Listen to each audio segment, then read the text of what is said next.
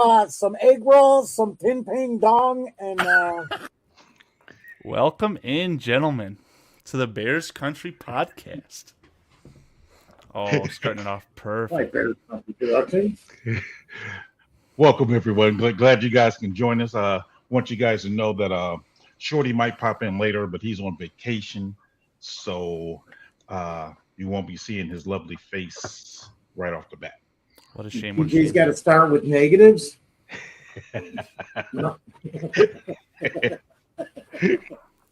We've learned that that's kind of PJ's prerogative, but I digress. Well, gentlemen, before we get into things, well, actually, let me start by this. Today's episode is definitely going to be centered around Caleb Williams, Roma Dunze signing their rookie contracts. There's a potential non-situation going on with Jamri Chroma and Karan Amegaji.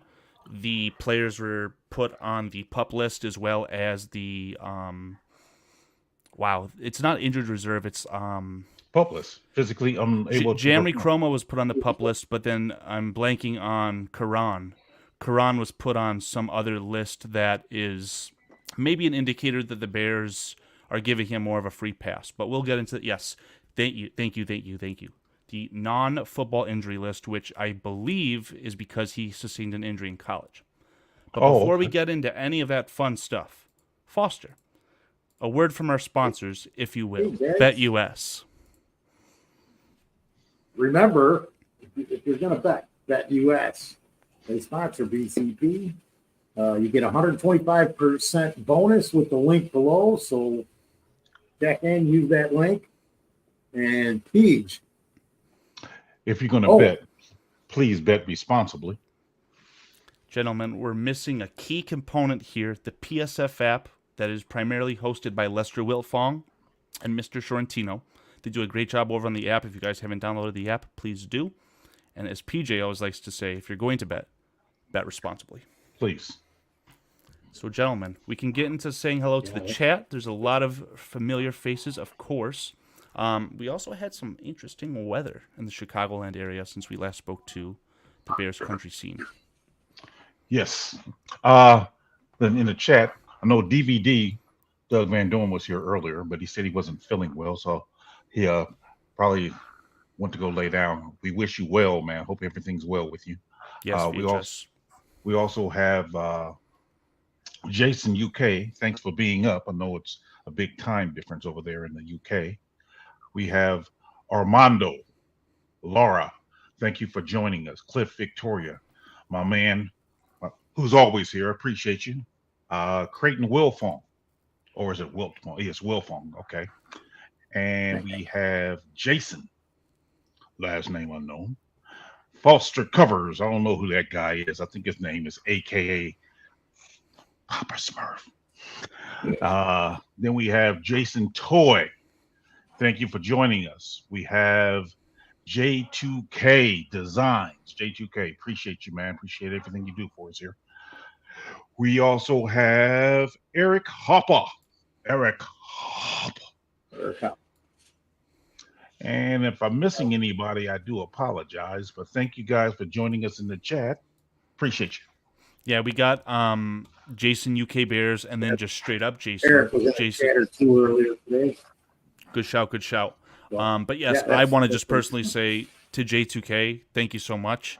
The work that you have done, incredible. I know that you've been working with Shorty behind the scenes as well, but even just for me personally, very, very much appreciated. Everything's looking fantastic. You got a little refresh before the season started.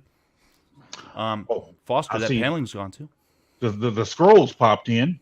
Welcome, as well as Scottish Bear. Welcome, guys. Yes, Foster. See, we see no paneling in the back. What's going on? Same. I'm not at my daughter's. Same house, but I've just got things rearranged. So I'm actually in the front room of the normal studios, 20 feet that way, man. He's like George and Wheezy. He's moving on up. Dude, I've been running around, and then with the storms and everything, I think I slept in like 6 or 7 different beds in 6 or 7 different days, and or couches or chairs. But how many women were involved in those beds? None. Wah, wah. You'll get them next time, Papa Smurf. What's up, Gary? What's up, Mr. Mayhem? Appreciate you guys joining us. Smitty Q, what is up to you? How's it going? Okay, Smitty Q. All right. Snuck one in there on me. All right, Smitty Q. Special shout out J2K Designs. It's the last time I'll say it. Just kidding. So, gentlemen. The scroll says taking a break from CFB 25 to join BCP. Do you know what he's talking about? CFB, College Football 25, the game the came first out. Release of the college football series since CFB 14, which had Denard Robinson, famous Michigan quarterback, who did not tie his shoes. Wow. He ran it. Okay. I know some players on the football team, they're hyped about one of our players who graduated in May. He's got a chance to be on the that college football 25. He's playing for Wyoming this year, so sure they're excited about that. So very cool. CFB 25. I mean, if we're going to be honest with ourselves, it's very close to what Madden has going on, but there are a lot of different things. It is more aesthetically pleasing, in my opinion. If you're a fan of the college football game, I'm the actual college NFL, not NFL, but the actual sport. The game is a good representation of that, to my understanding, and it looks great. Okay. I need Cliff Victoria to corroborate that he's in the chat so we can confirm for the first time ever that he is not Don Burr. Don Burr, special shout out to you, buddy. Welcome to the stream. Gary, I don't know if you're referring to the Bears or the college football game, but I'm also very, very excited for the Chicago Bears this year. Well, the cat's out of the bag, as per sketch. The rookies are under contract, boys. We've got ourselves a Caleb Williams and a Roma Dunze under contract. How are we feeling about that?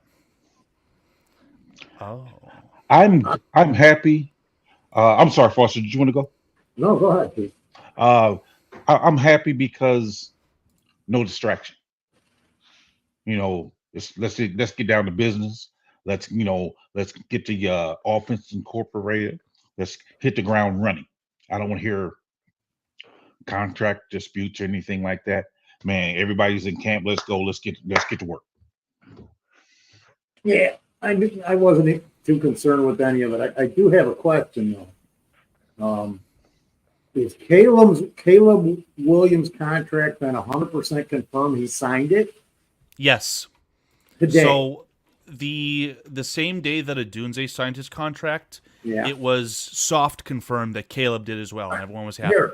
Then the next day on Wednesday, there was a report from Mike Florio, some silly head, who essentially said, hold on a second, there is no pen, there is no ink on the paper because there is a language dispute.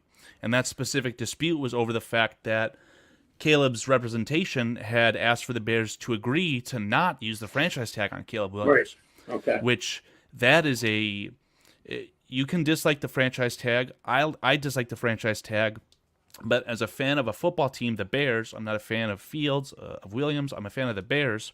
That's a huge, powerful tool. Because essentially, now you've got Caleb Williams under contract for 6 years. After that 5th year, you're obviously going to extend him if he does well. And before you start paying him $55, $60 million a year, because that's how much it's going to cost, you don't want that to get out of hand. So the franchise tag is a huge, powerful piece, and I'm very, very glad that that's not something that, to my understanding, it hasn't been included in the language. I may be wrong there. But that was the holdup, and he is under contract. Ironically, we talked about with Dan earlier regarding how the Pittsburgh Steelers run their organization. Caleb Williams' $40 million contract is fully guaranteed, and he's getting paid $25 million this year. So he's essentially under contract the next 4 years for $3 million. It's a really, really good deal for the Bears. And it's literally opened this window. The Bears have to do something in the next 4 years, and it makes sense when you talk about the stadium too, trying to get that stadium aligned, because that could be the final year where the Bears have this super uber competitive roster. But when they have to start paying Caleb, I like how I can talk about this and not have any, regrets, because this is going to happen, right? Caleb Williams is our guy. Once the Bears have to pay him $55-60 million a year, the team is not going to be as strong. But if Caleb Williams is that good of a quarterback, it doesn't matter. So, yeah.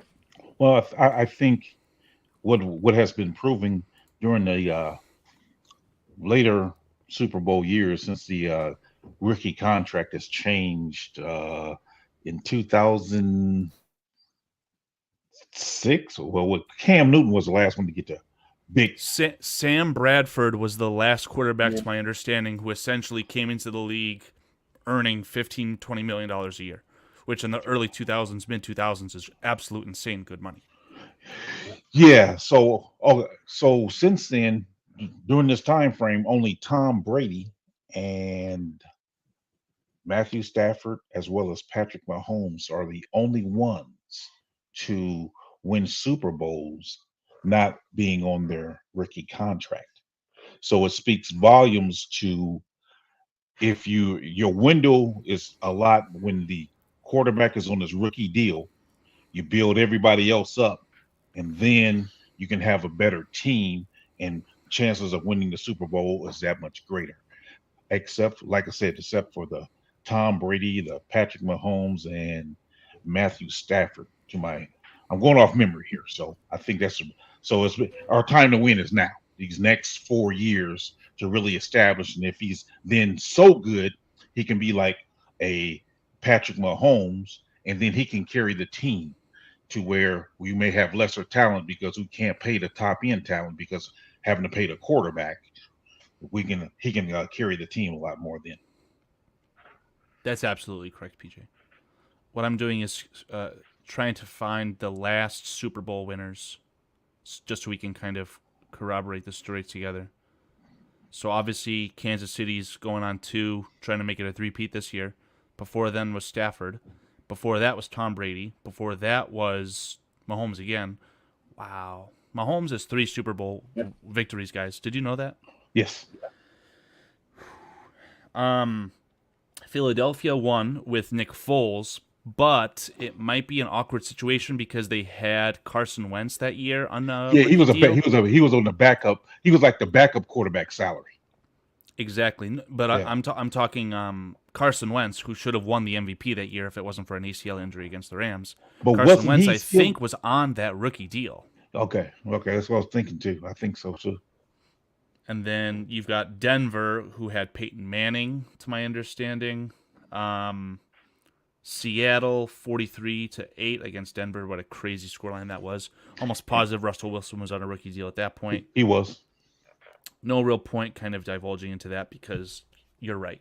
Look at the 49ers, that roster with even if Brock Purdy was making $30 million a year, not the $50 million like the top guy, but let's just say he was making a modest $30 million. That 49ers roster looks a lot different. So, Oh yeah. Absolutely.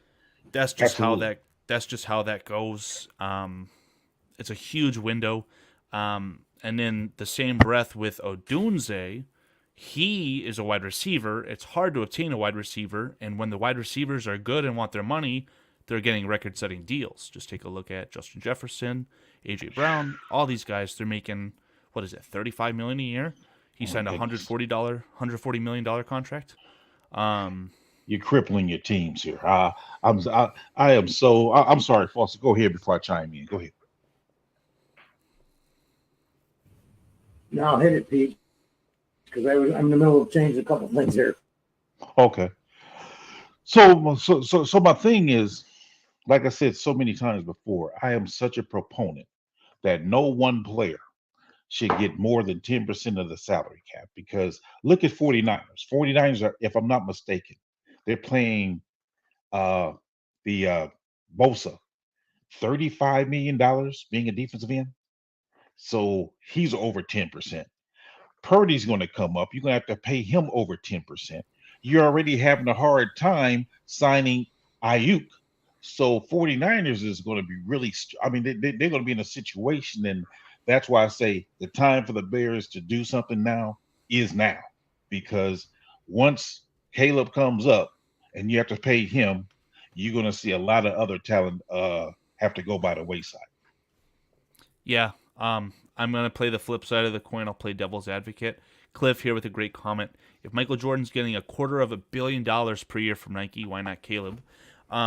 Caleb Williams, if he finds success, because shocker to everyone on the panel, Patrick Mahomes is definitely not the highest paid quarterback in the NFL. He's very far up there. He's not even in the top 5. Right. When he signed his deal, it was ludicrous and it was top, but then, that's just how the quarterback market goes. Insanity took over. Ideally, what will happen is, I don't know what year Mr. Caleb Williams is eligible for an extension. I think it's after the 3rd year. Instead of the 4th year, they'll probably pay him his rookie salary on the 4th year, but hopefully get an extension done at that time. And instead of getting the 5th year option, they'll just give him whatever the contract is. Oh, I disagree. If you can beat them to the punch, my point here is that he'll be the highest paid quarterback for a year or two, but then he's just going to get kicked down the ladder, so to speak, like we see with Mahomes. And the good thing about that is that hopefully he's good enough to have these endorsement deals and all that stuff to where it doesn't matter. All comes with winning, of course. I think that it's imperative that teams sign their rookies to that 5th year because you save so much money. If you don't sign him to that 5th year option, which would probably be, I'm going by today's, I think like 25 million. So if you forego that and just go to extending him where you got to pay him 50 something million, you're screwing yourself. So you need an extra year of, go ahead and give him that option and then extend him after that option. But you will pick up that option. You're not going to not extend it. No, yeah, for sure. I would just like to know the actual specifics, the details on kind of how Mahomes is handled, and maybe someone in chat can educate me. Or Mahomes, he signed the option, and then after the option, he signed that 10-year, $450 million contract. But what happened to that 5th year option? Is that what he got paid in the 5th year, or was that null and void? See, your extensions kick in after the 5th year option. Right. So you still get paid under that rookie scale being the 5th year option. That 6th year is when that 10-year window for him started. The 6th year, understandable. So he was starting the 5th year, and that's when he signed the extension, but that didn't go in until after that year had finished. Correct. Okay. Well, if Caleb is able to agree to that, I don't see why that wouldn't be a bad thing. And I'm just going to circle back to my point of, if you get the quarterback deal done early, in hindsight, in 5 years, it's going to look like a very good thing. Yeah. I think that what teams use to entice players to do that is you can get your signing bonus as soon as you sign the contract. I understand. So right. Financially, he signed a $450 million deal, which that money technically wouldn't start until the 6th year. But in the 5th year, he could still receive $80 million that 1 year because that's the signing bonus. Correct. It's so nice to be able to talk about these things. And I feel like even me and Nick on the Lions Mind podcast last year around this time were talking about a field situation with this. But it's nice to not kind of have to putz around with a Jared Goff, who I think is the highest paid quarterback in the NFL now. It's one of those necessary evils. Someone else in chat earlier said that. I don't know if it was this. I can't find it. They're just getting overpaid, man. Trevor Lawrence, is he worth his money? I mean, is he that good of a quarterback? He had one good year, right? I don't know. I think he's only really had one good moment, right? The comeback against the Chargers, and that was enough to justify that. Yeah, because I mean, we're talking about Caleb's contract and extension and all this stuff already, and 5th year option, and let's see if he can beat the damn Packers this year and can play. We all believe and hope that, but I got to see it. I just got to see stuff. I Oh, can't even you I know, can't I'm even with you. think 5 years down the road right now. It's just me, but Oh, I'm with Yeah. you 100%. I just think that, you know, at some point, I just want to see this quarterback carousel stop. the lifetime of it. Absolutely, though. I get it, and I'm not trying to step on anybody's shit, Carl. Pete, I don't mean anything negative. I can't even look at that at this point. I have to see. Give me 10 games. I want to see what they do the minute they play Green Bay in Week 11. I want to see where they're at and what's going on right now, because that schedule is pretty soft up front. But did we ever even talk about all the shit on the Hard Knocks? Has anybody seen any of it? Has it aired yet? No, it hasn't aired, but they were showing snippets. So, Foster, I hope I'm not saying something that you already understand, but the hard knocks that we're seeing, any footage from the draft, combine, any of that that's related to Caleb Williams or Roma Dunze, that Yeah. is technically footage that applies to the New York Giants.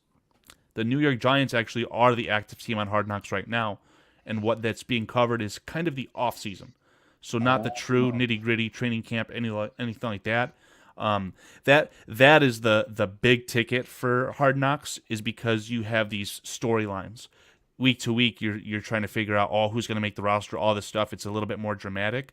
This is a little bit more cut back, but in the same breath, I haven't watched a minute of it. I've only seen it clips, which hasn't equated to a minute yet. But Yeah. it's the more nitty gritty off season stuff, and I like that. But I'm a lot more interested to see now how the actual team is. It's going to feel a lot more personal, in my opinion. Oh, absolutely, man. So that'll be good. Do we want to talk about the Jamry Chroma and Omega G injury situations yet? We haven't really spoke too much about Adunze. I'm not sure. I have high hopes for him. When it comes to Odunze, I know he's going to be, quote unquote, the third wide receiver, but Just this year. yeah, we don't know what the future holds for Keenan Allen. So we don't know if he's going to just be here 1 year. We're going to resign him. So my hope is with Odunze that he learns quick, hit the ground running, because he's going to be facing, chances are, the other team's third best cornerback. So he should be able to put up some pretty good numbers. I would hope so. I got a good feeling about him, man. I really do. But both of them. But I'm just saying, I think it's going to be a smoother transition for him than people think, because of who's around him. Just like you mentioned, he's not going to be facing. It's not going to be the top cornerback of every team on this guy one-on, and you're getting help over the top from a safety. He should have multiple opportunities per game to be the man. Actually, if you look at about it, the way that a lot of teams will be covering these wide receivers, or in my, the way I see them covering wide receivers, or I would think that they would cover, because that's a huge aspect of our game. What a difference. I never thought I'd be talking about having great wide receivers, because that doesn't happen much.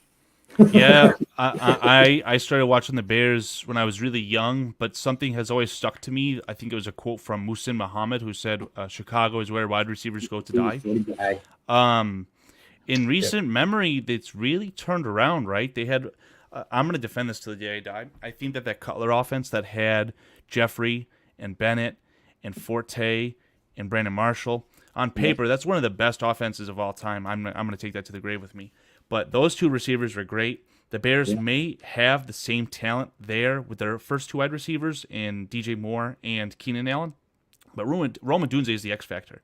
The Bears released a video on YouTube. I'm sure everyone in here has heard of 1920 Football Drive. It's their little, you could think of it as like a Hard Knocks-esque YouTube series that the Bears production team will release.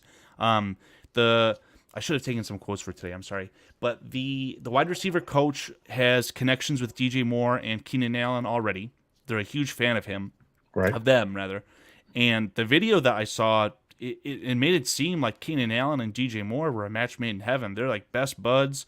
There's no anything between them except they want to help each other get better and win football games, which is great. And for that this is the perfect environment for a Roma Dunze to come into. They've done everything on paper perfectly with this wide receiver room. They have so much talent, and I agree. I mean, I don't know if I want to go out and say that all three of those wide receivers could have 1,000 yards this year, but man, at least two of them I have to say Yeah. will get Yeah. 1,000. Well, I would say, I would think like at least all three of them 800 yards or better. I can say that comfortably. 800 yards or better, all three of them. Of course, one if not two getting over 1,000, but easily 800 for all three. But to your point with the last great offense with the Jeffrey and Marshall and Bennett, the thing that I disliked about that offense seemed like Jeffrey and Marshall was kind of like the same player, whereas this offense is a diversity. You know, you have the great run after the catch guy and DJ Moore. You have the sneaky slot receiver in Keenan Allen, who is not a small guy by any stretch of the imagination. He's what, 6'2", 6'3". So you have a big guy in the slot who's still shifty. Then you have the rookie who can catch the 50-50 balls. So again, and he's not short either. He's like 6'4" or so. And it's like, so we have a diversity there. And I think that's good for our offense. Not to mention who I think is, we probably got the best tight end room in the elite when you combine the two of them, being Everett and Komet. I'm going to shoot that down immediately. I'll let you keep talking, but you are absolutely sleeping on how good Mark Andrews and Isaiah Likely are with the Ravens. Yeah. Just those two humans at tight end, that's the best tight end room in the NFL, in my opinion. Well, I'm not going to let you talk about my Bears today. I'm just playing.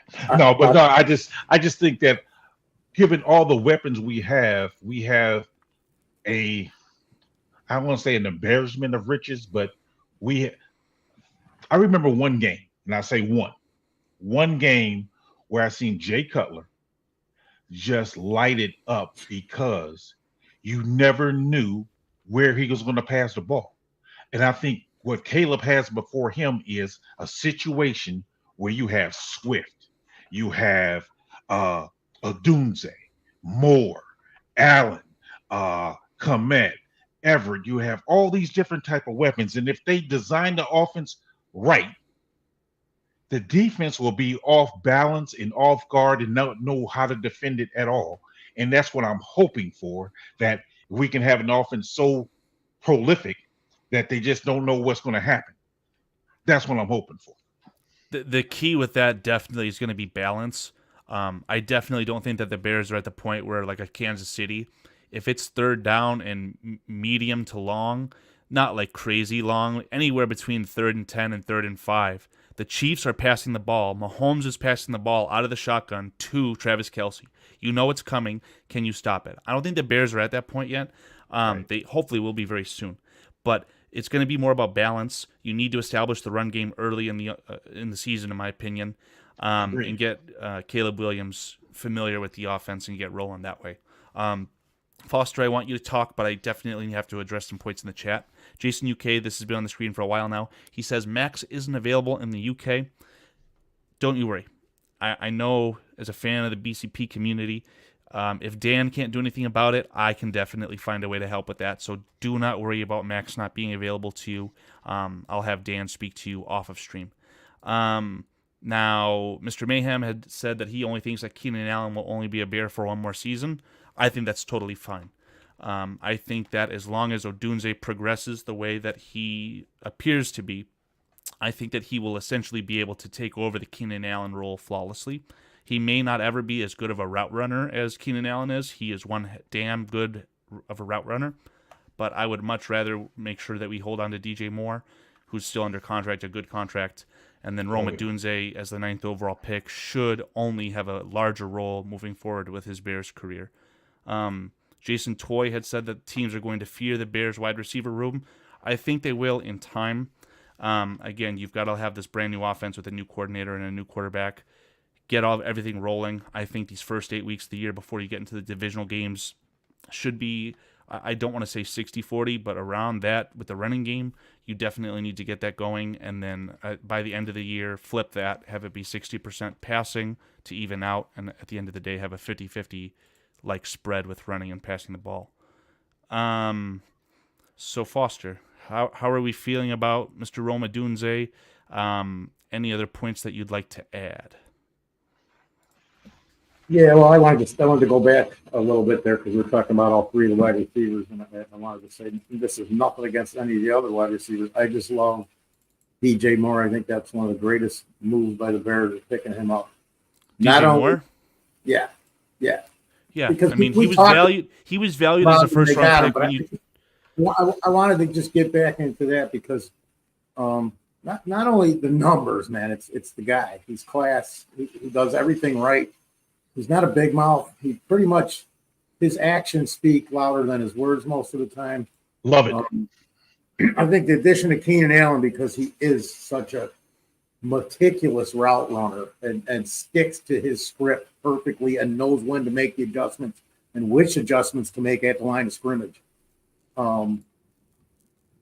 That should help Caleb a bunch, because if they can, like we always talk about continuity, Pete, we've been talking about it for 2 years, man. Absolutely.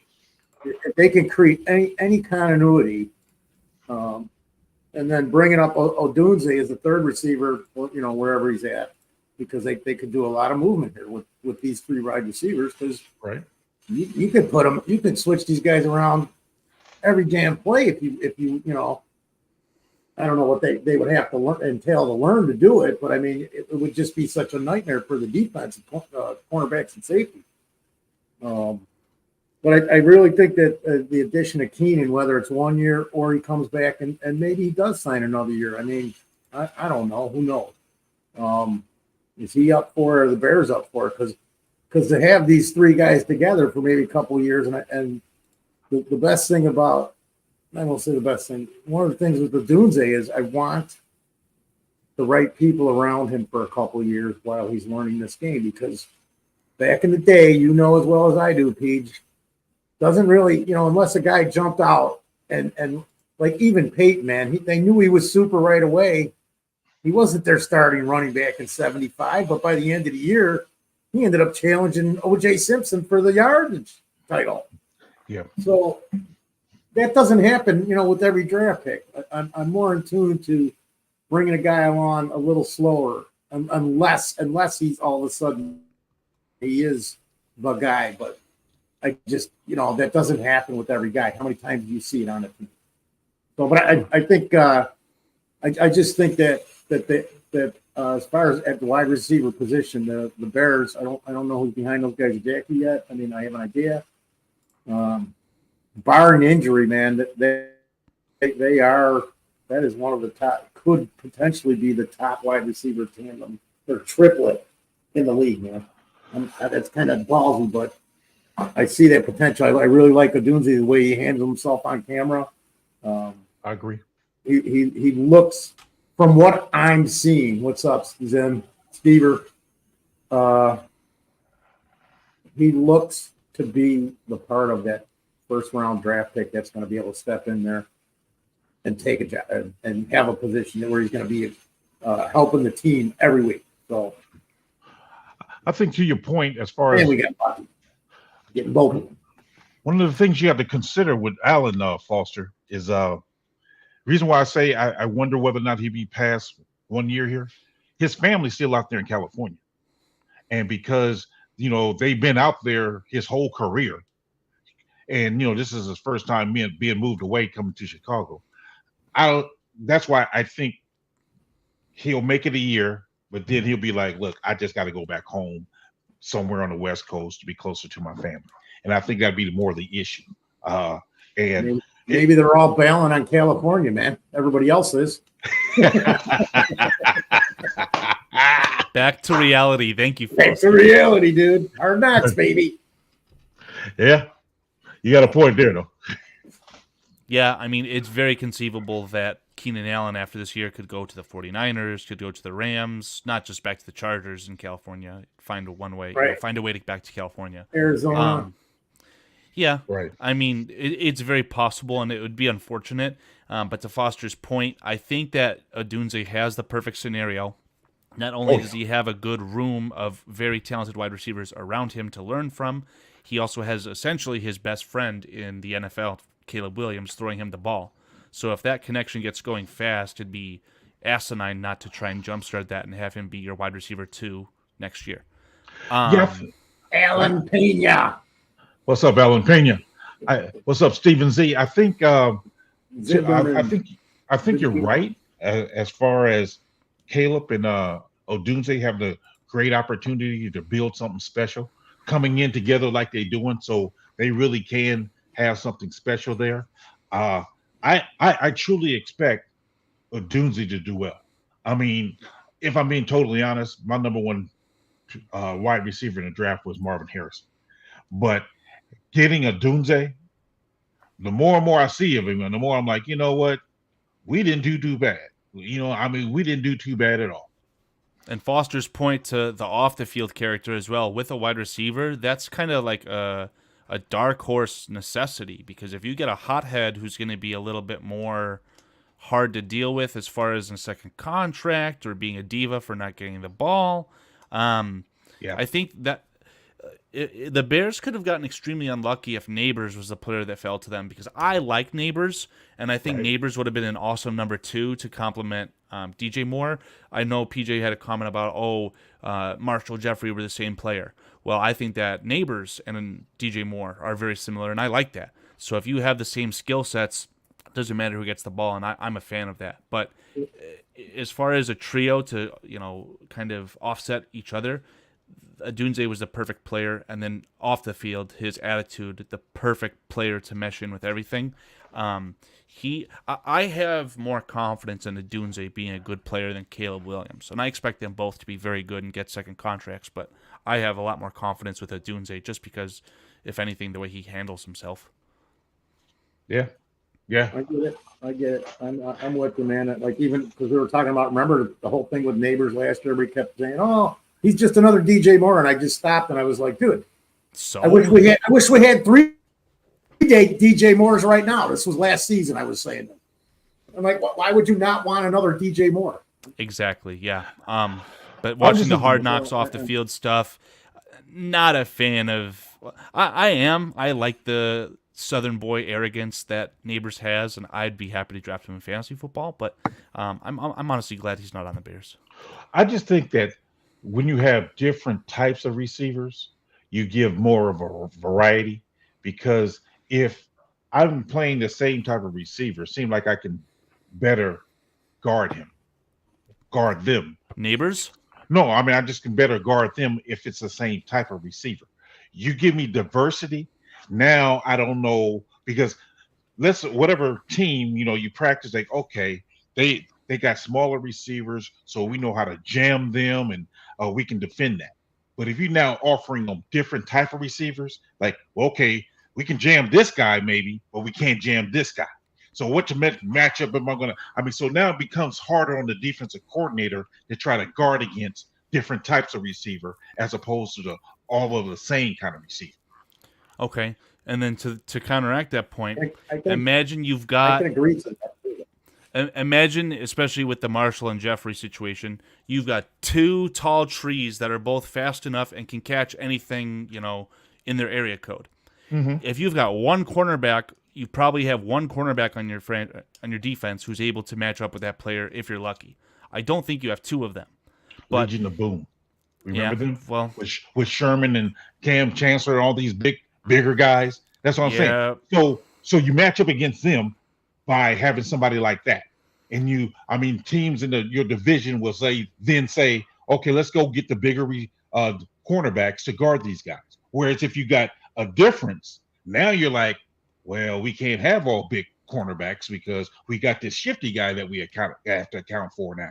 So that's why I think it's better, just because you're giving them variety and they don't know exactly how to match up against you. And then you can beat them in a matchup by motion and all the other stuff that they play in zone. Okay, now I'm switching to this side. All these different things you can do when you got a variety, as opposed to having everybody the cookie cutter slice. Totally understand. I don't know if you've got a DJ Moore and a Malik Neighbors both running slants on the outside. Maybe you have the defense shifting over to one side to say, okay, if DJ Moore gets the ball in his hands, we're going to have the defense shifting so that we can stop that run after the catch. Oh my God, it's in Neighbors' hands on the other side. What are we going to do? That's my thought process there. That's fair. Either way, man. I mean, just we're so fortunate to have these 3 wide receivers this Oh, year. I love it. I love the diversity, Foster. I do. We're comparing red apples to green apples right now. I don't know. I just made that up. But and I'm going to bring up a comparison with a team real quick on the screen so that I can have your guys' opinions. But I do want to remind everyone, at least me and Nick on the Lions My Podcast here, we talked about this exact scenario last year. Essentially, we were directly comparing Keenan Allen to, it would be Keenan Allen to Chase Claypool, your taller, more physical, handsy wide receiver, and then Darnell Mooney and Rome Odunze are essentially polar opposites, in my opinion. But we thought that we had it spoiled for riches last year, so we do have to see some football being played. But I think even if we had a way to time travel, I think that this group of players is far superior to what the Bears had last year. The team that I'm trying to bring up on the screen, and I guess the comparison I'd like you guys to discuss really quick, and chat, obviously feel free to chime in. Would you rather have the Bears skill players or the Rams skill players? So let me see if I can get this on the screen very well. That Nakua with that head last year, Cooper Kupp. I don't know who their third wide receiver would be. So it's Cooper Kupp, Puka Nakua, Tutu Atwell, who's a smaller speedster, Demarcus Robinson, who I think is the exact same archetype as Tutu Atwell, and then your tight end is Tyler Higbee, and backup is Colby Parkinson. But it used to be Everett. I kind of like ours better. It's all going to boil down to that third wide receiver, right? We're talking about Rome Odunze. If he's the wide receiver one, but I also think he could be. I'm also liking our 2 tight ends. I'm telling you, I really like our 2 tight ends. Right. Tyler Higbee's a good player, but I'll cover this from my fantasy last year because I had those guys and almost got Nakua and just things happen. If you look at it statistically, man, it's got to be pretty darn close. We'd actually have the edge at tight end position for sure right now because we have their number 1A guy literally from last season. But that's tougher than, I mean, you can sit here and say, yeah, I'll take the Bears, but if you go and you look at these guys on paper, man,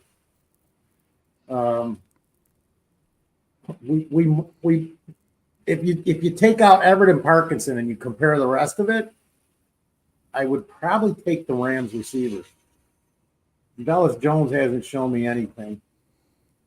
Odunze is still a my rookie. goodness. I just realized that Velus Jones is the 4th player on this graphic. I mean, I would expect more from a Tyler Scott, but I'm going just on, like I said, statistics from last year as far as fantasy. But I still, man, how many other teams can you throw up there and we do this with? I mean, not that you have to. I'm just saying. I tell you what, we're in the top 5 for our top 3 receivers, man. Yeah, no doubt. We're in the top 5. No doubt. No doubt. I remember watching, Justin give that interview with the St. Brown brothers. Yeah. And he made the comment. He said, there's fast, and then there's Velus Jones fast. So Velus Jones got some wheels. And I think with all the attention these other guys are going to be getting, he can get behind the defense. He will get behind the defense. And as long as Caleb got the arm to get him the ball, I think he'll do it. I'm not saying he's going to be some superstar, don't get me wrong, but he can have a role within this offense, even if it's just 3-4 touches offensively a game. As long as a couple of them on one of those post patterns, Foster, be having a flashback of Willie Gault. Both of them went to Tennessee too, by the way. Well, I just hope he. If you remember them first couple of years with Willie Gall, that he had some problems catching the ball because he was a track star. Agreed. Maybe this comparison to Velus Jones and Willie Galt is more applicable than I thought then, because if he couldn't catch, I know for a damn fact that Velus Jones can't catch a football, whether it be via pass or punt. Yeah, Willie learned to catch though. Yeah. In 2 years, whereas Velus hasn't done a good job of catching the ball for 2 years. So I don't know. I'll tell you what Velus Jones has done a good job, and I'll tell you what he's done a good job as, or a good job with rather, via some screenshots.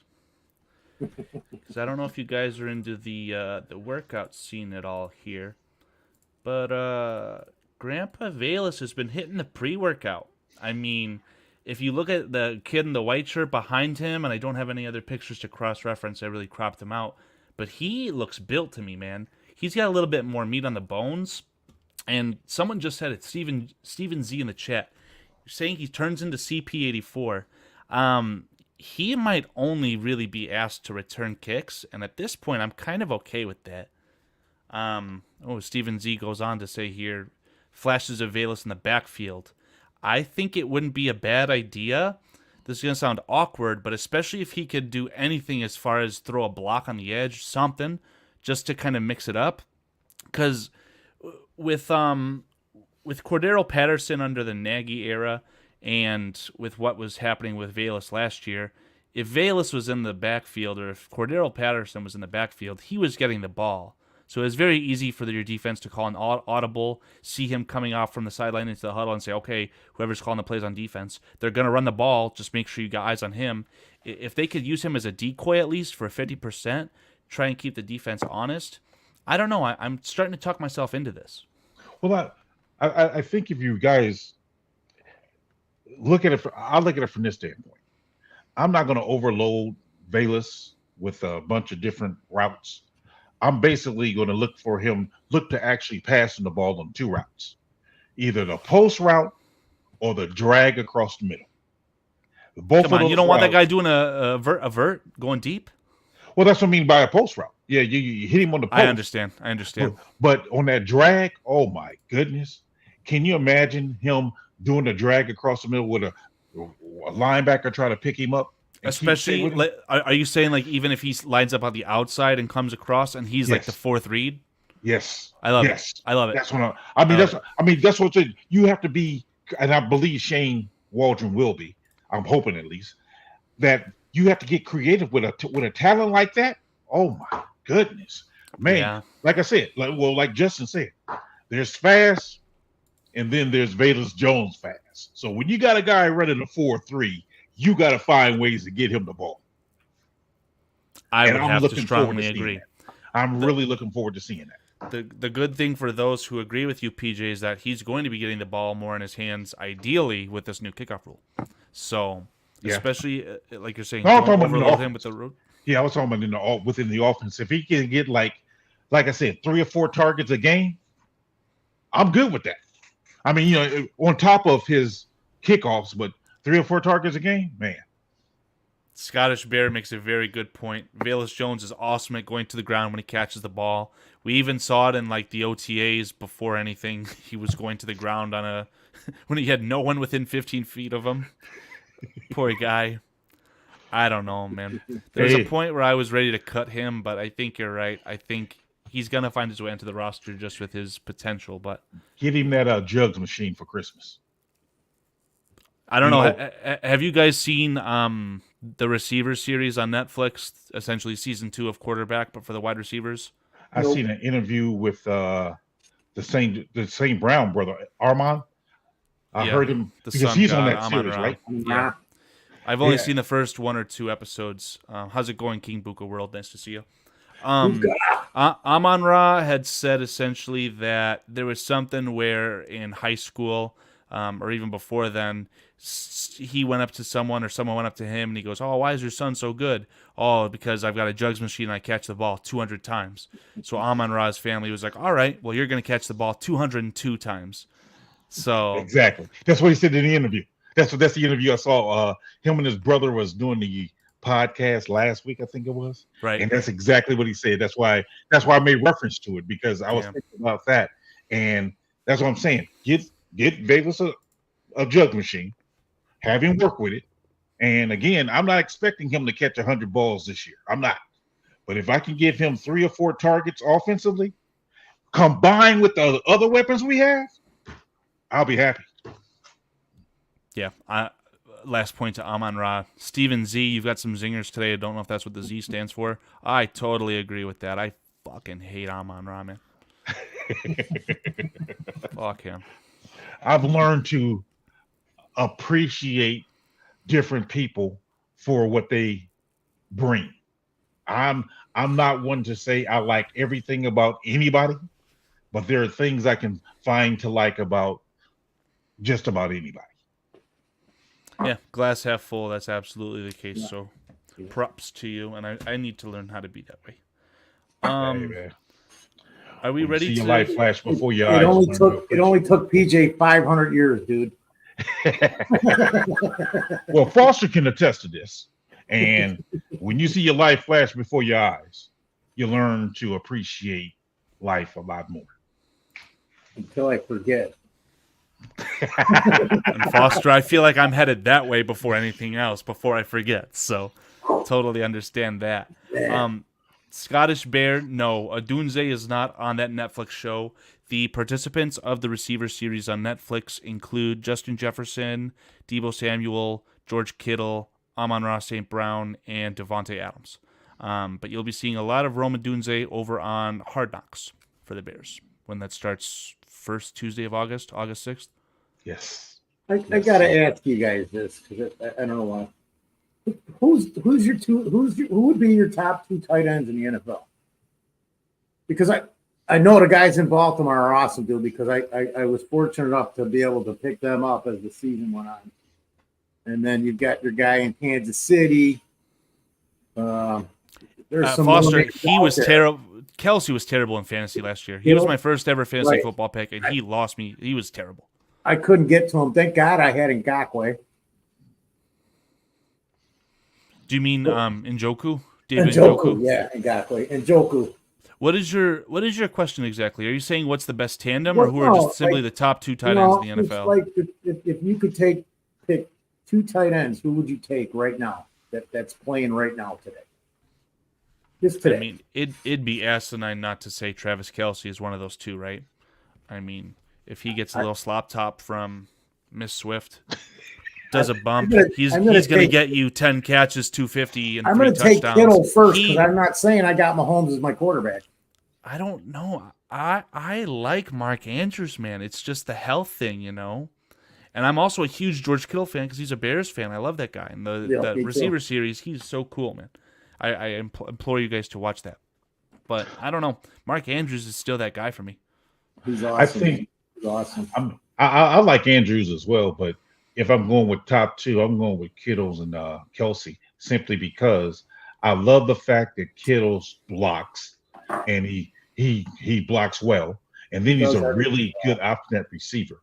But because I have to really in the tight end master, in tight end room, I mean, my tight ends need to block, and I know Kelsey doesn't.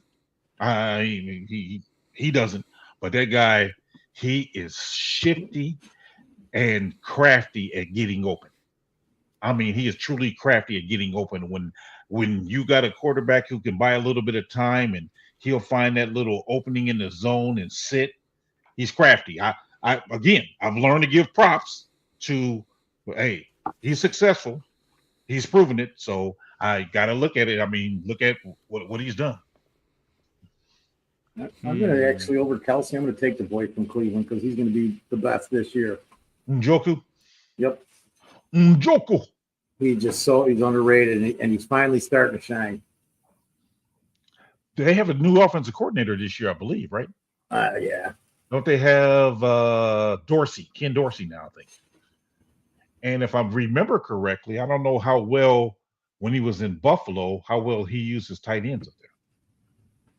So that's something you might want to consider there. They got to use him, man. You cannot. Cleveland cannot go through. They got to use. They got to use the guy. I don't know. The AFC Central too has always been a favorite division of mine. I don't know why. This goes back decades too. Probably because the damn Steelers and the Bengals were my second favorite team. But they got to use him, man. If you saw any of his last 7-8 games that he played, and I'm just so happy he's so underrated. He's in the top 5 in my mind. After catching on fire, I mean, literally, for him he to was bounce back like the next week.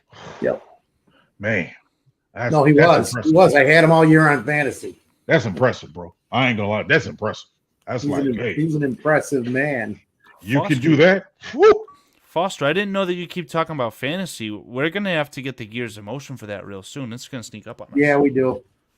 I know. So it obviously everything's a mess just because of what's going on with me. I am so not. I'm just haven't been able to do what I normally do, man. I've finally been popping in shows and talking to people in shows again and looking at things. And it's really, I'm sorry, it's been a better part of 4 solid months where I haven't. It's fucking 6 solid months where I haven't been able to do what I like doing. Yeah, he hasn't been able to put any bodies behind the panel. I don't got no paneling here, man. That's what I'm saying. You haven't been able to do it. Poor man has to sleep in an empty bed with no woman. Unbelievable. I'm gonna sleep on this damn couch right here tonight, I think. Good night, everybody. Foster's dead. Oh no. Let the bodies hit the floor. Let the bodies hit the floor. Unbelievable. Oh man, PJ's feeling himself. Oh boy. Yeah. Oh, gotta show that little clip to Shorty.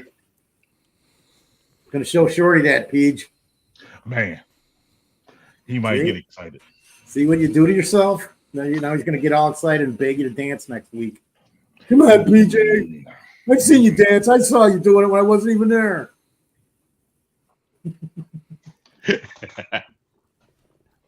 Sorry, I'm reading the chat. John's trying to talk some smack here about Montez Sweat. I mean, Leonard Floyd has always been the other piece. He's been the second piece, right? He was the second piece opposite of Khalil Mack. He was the second piece opposite of Aaron Donald. Montez Sweat, they call it the Tez effect for a reason. He literally came in, had production as the sole defensive lineman that you had to worry about for the Bears, and he still produced. So I'm not necessarily too interested in that comment, and I don't know if there's any real justification to that. I mean, the man is a beast. Well, that being said, he increased everybody defensively. He's a multiplier. Changed that entire defense the day he stepped on the field. I can promise you that no one on this earth has called Leonard Floyd a multiplier. Right. Now, I'm not sure what argument John is making. What he said, Leon Floyd is what made more sacks or something? Got more sacks? No, he proved his point perfectly. He called him Leon Floyd, not Leonard. Right. Sacks in double digits. Sacks. Yeah, he has. Floyd has had more sacks in his career. I would say that because of Sweat, other players was able to do better or do more. But then I am concerned that teams like Green Bay, I felt, did in that last game, adjusted to Sweat and whether or not we're going to have other players to step up. The point to Green Bay, PJ, I think that the Bears did a great job defensively against the Packers, all things considered, in a game where I don't know if the Packers needed to win. I believe they did. But the defense played good enough to win. It was the offense, in my opinion, that let them down. But I want to shout out Leonidas here. I forgot to mention a quote. Like I believe I can't remember, but it was last week that we had Adam Mason on the show, I believe. Mm-hmm. He obviously very statistical based, and I respect the hell out of Adam Mason. But there was a quote I wanted to share with him and run by him and see what his thoughts were. And this is from Ron Rivera. I heard this on the Bears Etc. podcast. Ron Rivera ended his interview with Jeff Joniak with an awesome quote that Jeff Joniak said that he really liked. The quote from Ron Rivera is this. It's that figures lie and liars figure. So as far as the stats, you can use stats to base whatever you want. You can have, especially with baseball, you could have it swing whatever which way you want. There's obviously a 50-50 chance to hit a baseball, right? You can say, oh, this player has this percentage against the left-hander.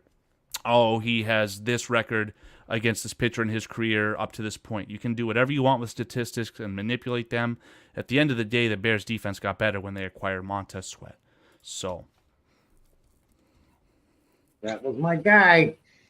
Yeah, I just still think that we need to get someone else to help him because teams will scheme against him and eliminate his effectiveness. Because you saw that Ndakwe, when before Sweat got here, teams game planned against him, and he was pretty much a non-factor until Sweat got here. Because now you got two guys on the edge, so we need somebody to help him out.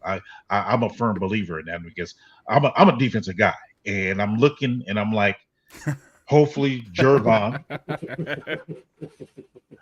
Sorry, Pete. yeah, shout out Jason UK Bears, man. Sorry. Yeah, I had to put it up, man. So Jervon, hopefully he'll get some pressure up the middle and create some havoc. But yeah, we definitely need somebody else besides just Sweat. Yeah, that's a good must, man. That's a good segue into a couple points. Creighton had a point here earlier in the chat. Rumor has it that Gervon Dexter has gone Hulk mad in Green Bay bar. At least 4 guys wearing 10 were ripped in half. Oh my goodness. Okay, yeah. The point here is just that we need a Gervon Dexter. We need someone to step up, not necessarily on the opposite side, but just essentially opposite of Montez Sweat. He needs that other piece. And Ngakoue, the sack merchant, money monster that he is, if he was to come back, I don't think he's necessarily the answer. The Bears might not have the answer this year. They've got, it'll be 3 picks in the top 64 next year's drafts. One of those 3 picks absolutely will more than likely be spent on a defensive lineman, whether that's acquired this year via trade, that's to be seen. But, yeah, I just don't know if they have it.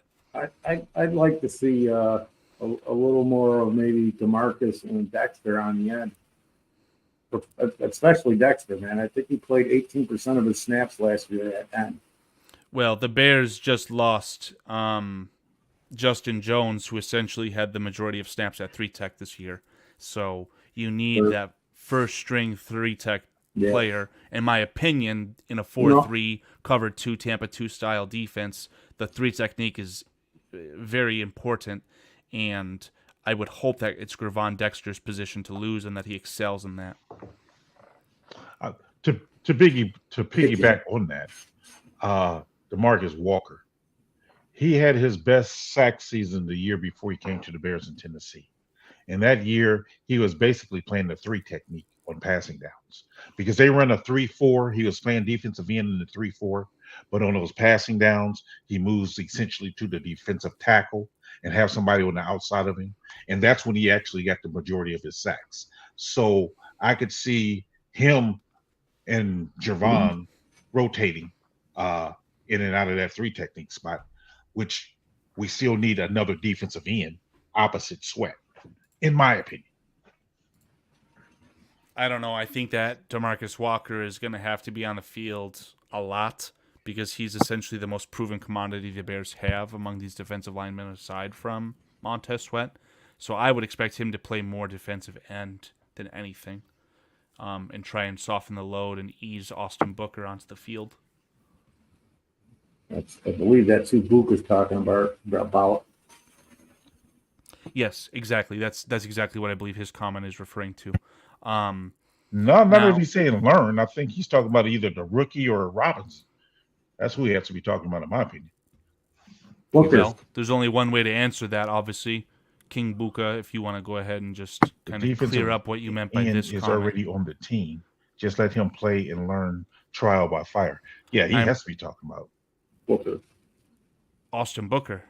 Yeah, he's got it on there. That's who he's talking about. The rookie. Yeah, sorry. That's, I did it too. I'm sorry, Carl. No worries.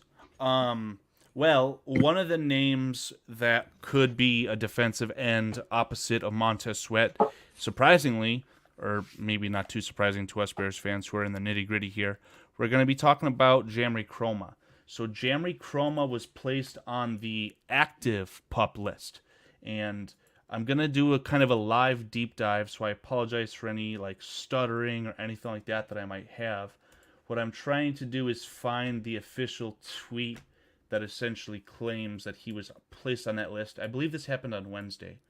And obviously, chat, if you want to kind of fact check me while we're going on this, please feel free. And Adam Mason released a YouTube video that essentially said that it's going to be unfortunate that Jamry Chroma is going to have to miss the preseason. He's going to have to miss 6 games in total. But I don't. That's not necessarily true. I don't know if that's the case, PJ. Yes. Right. Because if he comes off the PUP list before the season starts, he can still be activated. But if he starts the season off on a PUP list, he has to miss 6 games. Yeah. So I don't know if it's worth putting onto the screen. I'm just going to essentially read the article that essentially verifies what you just said. What happened the beginning of last year? Who was it? Jalen Johnson. Jalen Johnson. That's what I was going to bring up too. But this article is from the Miami Herald, which they are going to be very, very deep diving themselves into what's going on with the PUP list because their edge rushers got injured late into the year, so they're going to have to figure that situation out. So the person who wrote this article on the Miami Herald writes, a player who begins training camp on the PUP list isn't allowed to practice with his team, but can train on the side, attend meetings, and watch practice and walkthroughs. A player can only be placed on the active PUP list before the start of training camp. Players on the PUP list do count against the 90-man roster limit and can come off of the PUP list at any point during training camp and begin practicing immediately. But players who begin camp on PUP and then come off cannot return to the PUP list if they sustain a setback or different injury training camp or preseason. So, it's the active PUP list. The article then goes on to say, players shifted to the reserve PUP list must sit out at least the first 4 regular season games. So Chroma will definitely be missing time if he's on the PUP list when the season starts. But the hope here is that he's able to recover, maybe even after the first preseason game, get some action in.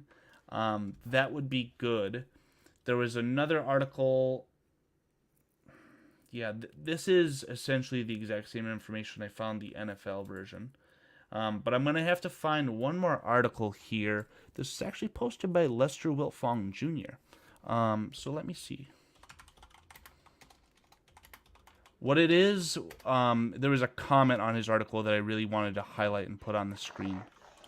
What it was is that the designation between the PUP list and the, I forgot what the other article or other acronym was that someone specified to me earlier. NFI.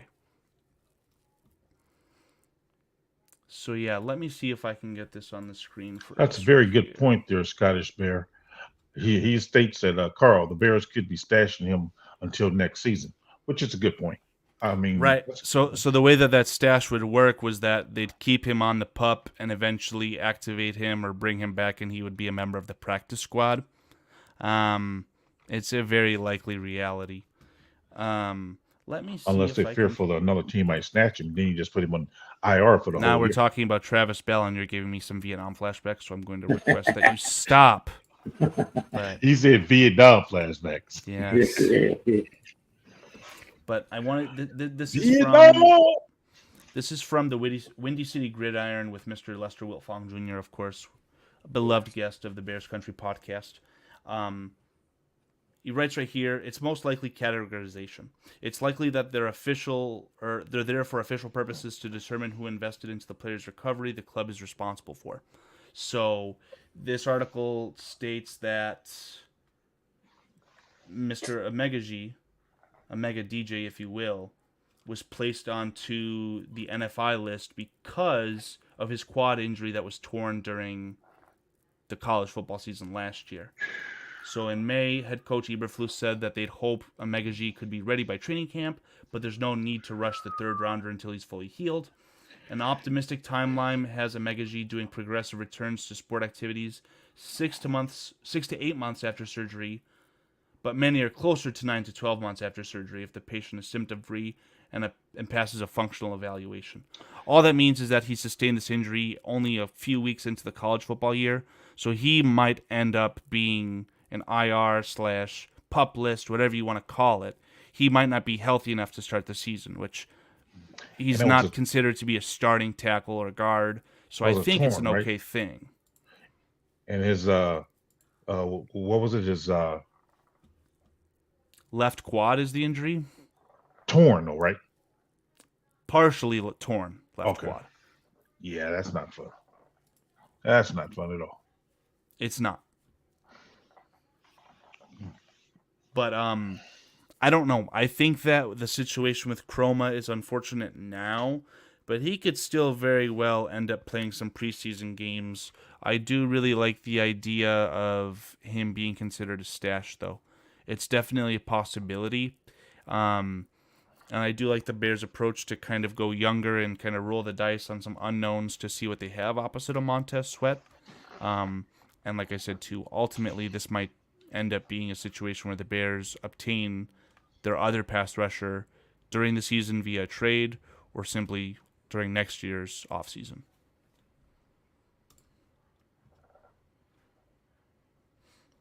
But gentlemen, how are we feeling as far as the defense currently? Are we still afraid of the pass rush? I am. We've talked about how good the secondary is. Maybe that will, in a reverse kind of thought process here, maybe the better coverage will help the pass rush eventually get there.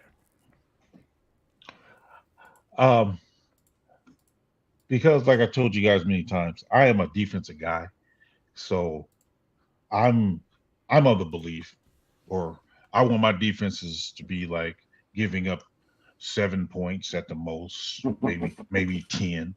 So I'm real stingy when it comes to defense, and I see a kink in our armor being that defensive end and another defensive tackle to alternate with Jervon. I mean, that to me is a concern, because when you got the big uglies, as I call them, up front, you got the big uglies up there. When you have the big uglies up there, you need to rotate. So I need to have somebody almost as good as my starter who's going to rotate in, and we can keep applying the same pressure. I don't know if we have that right now as far as who's behind Javon. I'm not as worried as you defensively. I think this unit is going to be better than last year. Okay, the last 10 games. And I just don't. Okay, we have a spot. We need a defensive end. We need we talked about it when the season was last season. We were still talking about, we need somebody on that other side. So I just am not as concerned about it as I am the interior offensive line. I mean, I'd love to have somebody on there right now, but I got a feeling that we will have somebody before this season ends, and it'll be by week 5 or 6. Well, somebody's gonna show up and stand up for that position. I have that feeling. The defensive end position. Yes, I truly believe that, because Poles never stops looking and searching. The guy might be on the team. This guy might be on the team right now. We could have mentioned his name in the last 5 minutes. He might not. Right. But I just, the way Poles is, they're going to have a good idea. People were talking about what a terrible job he did his first season bringing players in here. I think he knew exactly what he was doing when that first season, man. Because he's not everything's going to be perfect, but I'm a huge, and you know this, Pete, I'm a huge Poles guy, man. So yeah, the day we hired him, man, I haven't felt this good about anybody in that front office since the mid 2000s. Last time we went to the Super Bowl, man, when we were winning. So I just have confidence in him. And I think that position's going to work itself out. The guy might be on the damn team right now. So time will tell, man. Time will tell. I'm still more concerned. You guys hear me talk about it every damn week. I brought it up today on 2 other shows that I checked in, and I don't remember what they were. I think Scottish Bear was on one of them. One of you guys, a couple of you guys. Oh, no, it was it doesn't even matter. But the key is, I keep asking, what about the interior offensive line to everybody? And there's some people that just have not even answered yet. So we've gone into that enough. But as far as defensively, I think that entire unit's sound. It's capable. Would you guys agree they're top 10 in the league in defense? The defensive roster as a whole? Yes. I can't say that right now. Okay. Well, I have made the point recently that I feel like the Bears secondary is the best in the NFL, at least on paper. Yes. So yes, I feel that the Bears defense as a whole can be top 10, should be top 10, and could very well be top 5. They played like a top 5 defense after they acquired Montez Sweat, essentially. And they should be better this year. Yeah, I think, to Carl's point, I think our secondary is really good. I even like our linebackers. I really do. I'm just concerned with that defensive line. I mean, I'm concerned about that opposite defensive end who's not named Walker, because to me, Walker is okay, but I need a guy who's going to really command the double team. I don't know if he does that. Then, like I said, the 3 technique. So that's what's precluding them from being top 10, in my opinion, until they show me different. Those are your 2 positions: a consistent 3 tech and that other defensive end. A backup 3 tech that can bring the same energy as Javon, and a consistent 3 tech. I mean, a consistent defensive end on the opposite side. So that's you're looking at 2 players. Let's say 1.5, but it's not the starter. Right. That's pretty good. What are we looking at on offense for real? Do we know? To your point, I'm just saying. To your point, I'm really concerned about our offensive line as well. I think that'll be the thing to hold us back, to be honest with you. If our offensive line isn't doing what we think they should be doing, be it health reasons or the player just not good enough, that's a concern for me. I think we have a couple of studs on the offensive line, but whether or not you get that out of them, I mean, especially with Tevin. I mean, I love Tevin, but I'm in the camp that I wish he was our right guard as opposed to our left guard. But I think he truly is filling in for Dan Sorrentino today. But I really think he's an. I just want him to stay healthy. I don't care where he plays. I want the guy in the field. Well, I just saw with him and Darnell lined up together, man. I just said, man, if I need a 4th and 1, I would go behind those 2 guys every time. Kind of like Philly did with that push tush. Man, 4th and 1, 3rd and 1. I'm giving the ball to the running back, and you going on the right side. That's all. I mean, that they give me that type of vibe. They really do. Man, I mean, Mr. Dan is quote unquote not here, but he may be at the top of the screen in the top left corner right now. I mean, I have heard that before. Right. I'm going to say that's a perfect segue into kind of another thing that we can talk about. Eric Harper mentioned this earlier in the show. He said, look at the guards. Tev is going to be dipping into his pocketbook if he stays healthy. So the belly, I think, is this player's nickname. The Broncos signed this player, who I'll be very honest, I am not too familiar with. He is now another player who at the guard position is making $20 million per year. Man. If Tevin Jenkins has a great year and stays healthy, he might be the top paid guard in the NFL. I mean, that's just how this market is going right now, and he has that type of talent. I'm going to get another tweet on the screen for you guys. And as you get that tweet, I'll say this. Reason why I say he can't be, he has too many injury filled seasons. So he can't be the top paid guard. You just can't be. I mean, look at the players though. So Landon Dickerson of the Eagles, he is absolutely worthy of that money, and he is a very good player for the Philadelphia Eagles. But as you go on with these names, is Chris Lindstrom on the Falcons? Because he might be sneaky good. We're looking at Quinn Myers and Robert Hunt, we've talked about Robert Hunt. Who is that? That player who I believe is from the Dolphins, who's now being paid by the Panthers. Quentin Nelson. I'd compare this Quentin Nelson situation to Patrick Mahomes, the best player in his position, he was the first to get his money, and now he's just being pushed down the ladder because of circumstance. And Zach Martin, obviously a very, very good player, same exact situation. But none of these players to me scream that they're just head and shoulders better than Tevin Jenkins. I'm sorry, they just don't. Well, I think the difference is they've been on the field and Jenkins hasn't. Yeah, sometimes your best ability is your availability, and that's very, very true. But sometimes in the NFL, you have to pay the ability if you have it and take a chance. So it's going to be how the Bears structure their roster, their financial situation. It's all going to have to become something that they take in consideration. I'm glad I don't have to be responsible for that. But I don't know, man. Something tells me if Tevin Jenkins stays healthy and plays good enough, he's going to be your next $20 million a year guard, and I'd be very, very happy with that. I think that's what it comes down to. What do you think, Foster? I think it's not a question of whether or not Tevin can be that guy. It's whether or not he can stay healthy, and then whether or not you can pay him that money. We have talked about it many times, man. It is the question. Can he remain healthy? Because he has not shown it. Exactly. Ever. So look at that. 15, 16 games in 3 seasons. That's a damn season. That's a lot. That's a season. Yeah. He missed an old NFL season either way, even if it's only 14. He missed an entire season.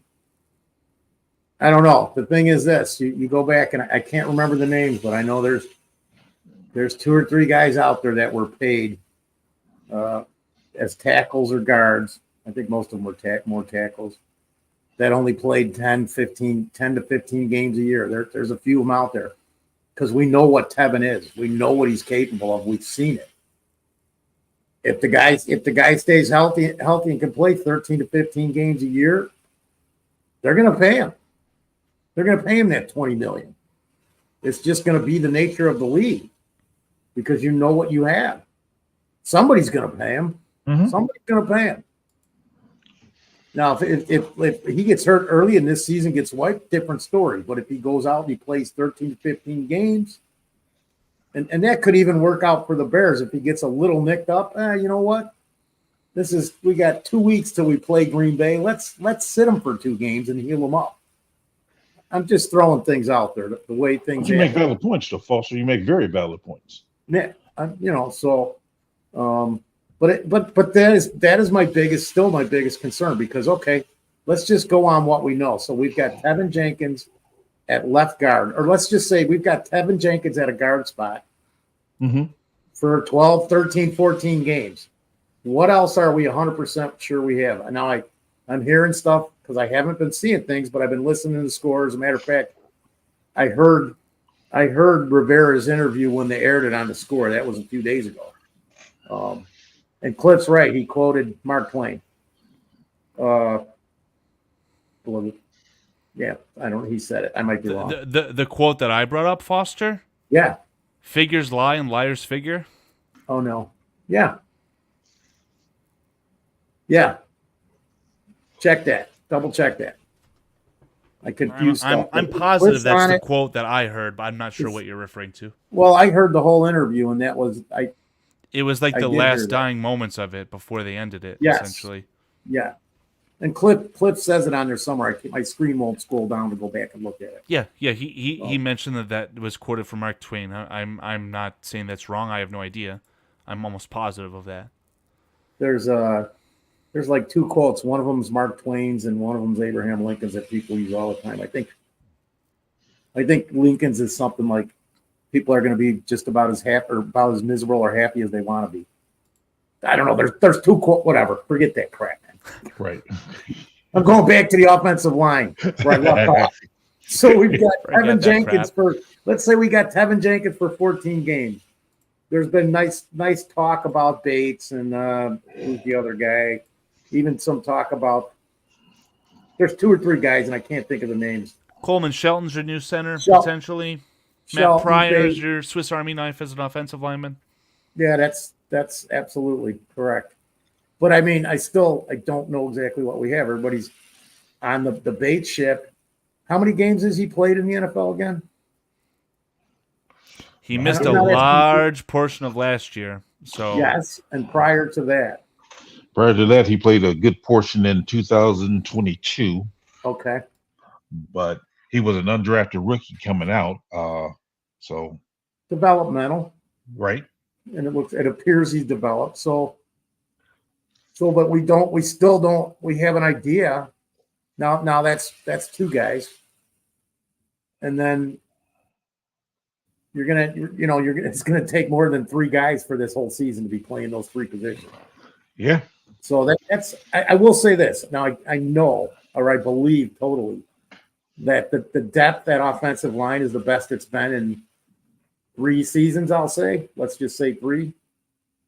So that's good, but I still think I'm still worried about it. I won't say I even think. I'm just concerned about the interior of that offensive line. Those 3 guys. I'm not as concerned with Braxton and Wright.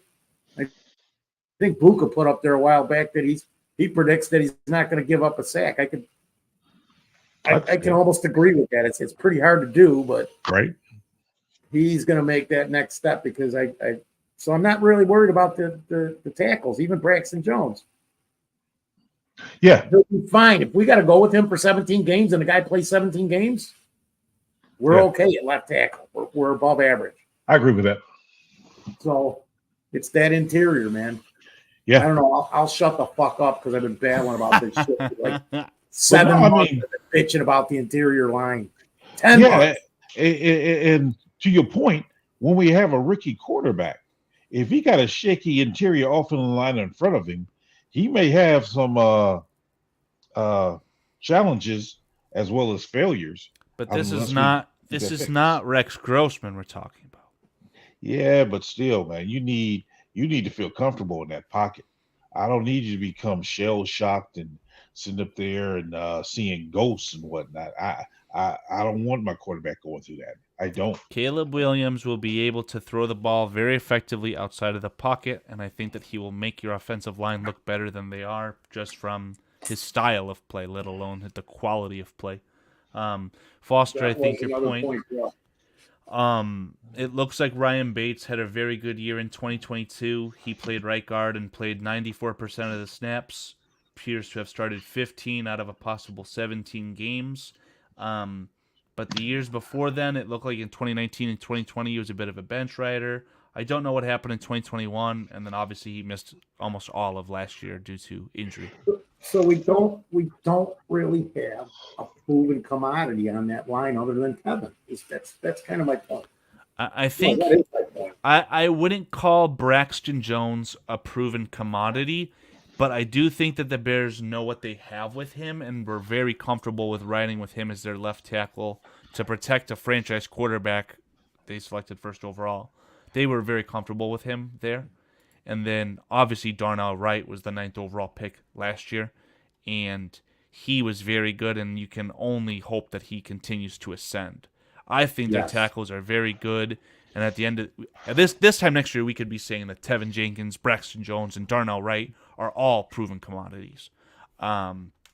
Even so, I still think that Tevin Jenkins would stand out, to your point. But I don't know. I think that Caleb Williams is going to make any sort of weirdness with the interior offensive line a lot better than maybe what a Fields was dealing with. There's a possibility, of course, that Nate Davis mentally regresses, can't play football, whatever the case is. Ryan Bates, Coleman Shelton don't pan out at center. We could have some issues. And bringing in a player like a Connor Williams, that is not something that I would be opposed to whatsoever.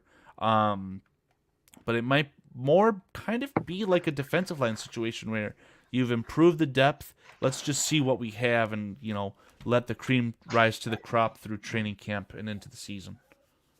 True. Give us a good idea of where those draft picks are exactly going. next year. Yeah, I mean, it only makes sense. I mean, if you look at the good football teams, the Chiefs lost a Super Bowl and then rebuilt their entire offensive line. The 49ers, it feels like they have like an infinite pool of defensive line players. So I would hope 2 out of the 3 top 64 picks going into next year, whether, again, attained via trade, whatever the case is, you hope that those are spent on the trenches, offensive or defensive line. Like, I gotcha. I just read that J2K. It's lies, damn lies, and statistics. Yeah, so that could be It wasn't the same a spin-off on that by Rivera. I'm not too sure. But that's always been my point on the statistics, is that you can use them and manipulate them however you want to spin whatever narrative you want, which no shot at Adam Mason, but that's why I prefer kind of from the heart. You know, I'll watch the game with my eyes. Yeah. And that Scottish Bears got a last comment there. He said, PJ Foster, you guys must know what we have in right. He was playing with one arm. That was a great game, too. Yeah. And he was playing with one arm against Crosby, if I'm not mistaken. Yeah. So, you could argue that was Darnell Wright's best game last year. Yeah. Man, that guy's impressive. I want his arm gone every week now. Foster shows up at his house with a saw in his hand. I figured you didn't need it. Let me go ahead and get it. I am not responsible. I am not affiliated with any saws that Foster may or may not be holding. Let the record show. I have had a show. I have had a saw on the show before, actually. All I know, remember you recently kicked a ladder, but I don't know if you had a skill saw or a hand saw or what you had. I don't know. You remember, Pete, the circular saw? I forget what we were talking about, man. I pulled out a saw and. Well, I got it. And you got to be careful with that. That could go south so fast, man. Why? Nothing's wrong. What is this? I'm trying. I was missing a finger. This is gonna sound bad. I'm trying not to pay too much attention to chat because Don Burr, of course, has to try and stir the pot here. But is Cam C calling Jameson Williams Mr. 300 because he only had 300 receiving yards or something? That would be excellent. Oh boy. All right. Well, something my intellectual senses here are telling me that Mr. PJ may or may not have to be heading out here very soon. Foster, do you have anything you want to get off your chest, or are we ready to wrap this thing up? We don't have to go 4 hours each and every night. Yeah, no, I got a long 3 days ahead of me, man. I'm on a big push here. It's coming.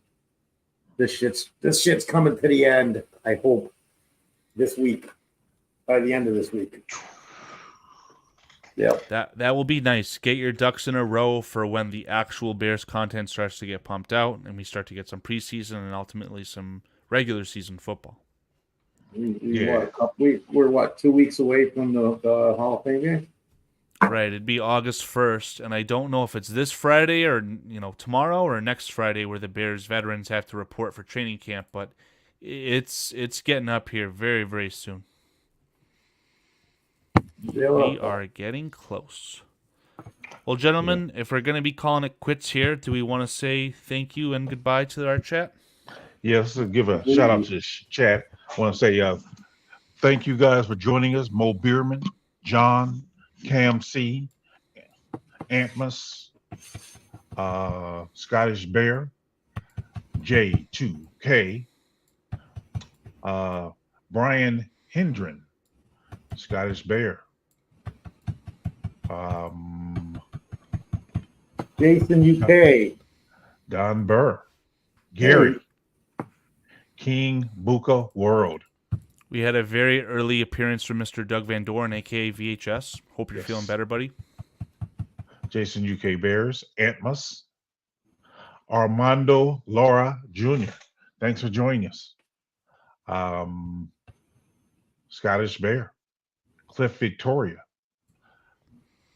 Creighton Wilfong. Not to be wow, I cannot speak tonight.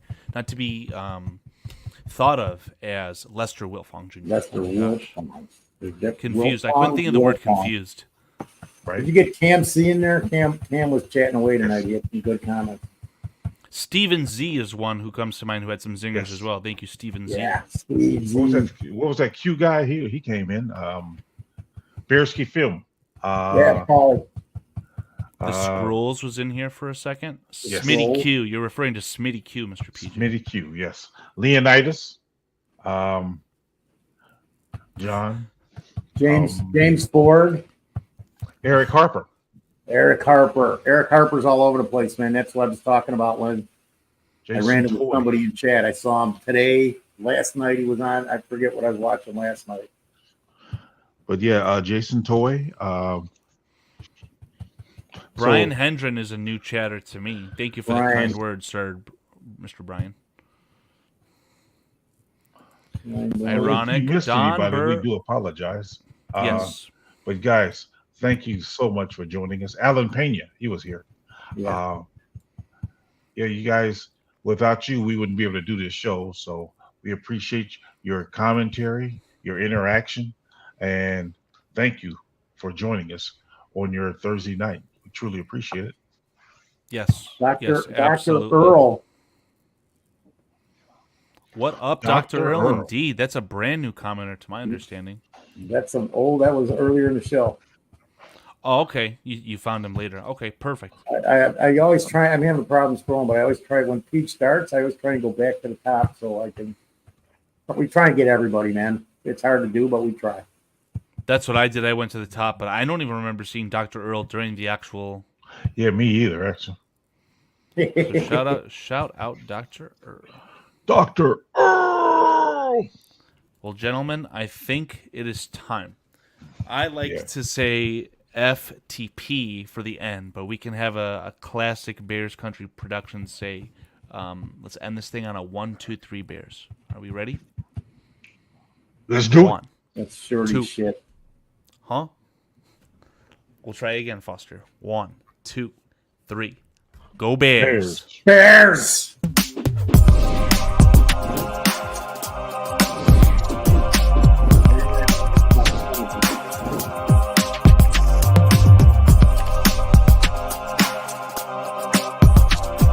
Shit, fuck Green Bay.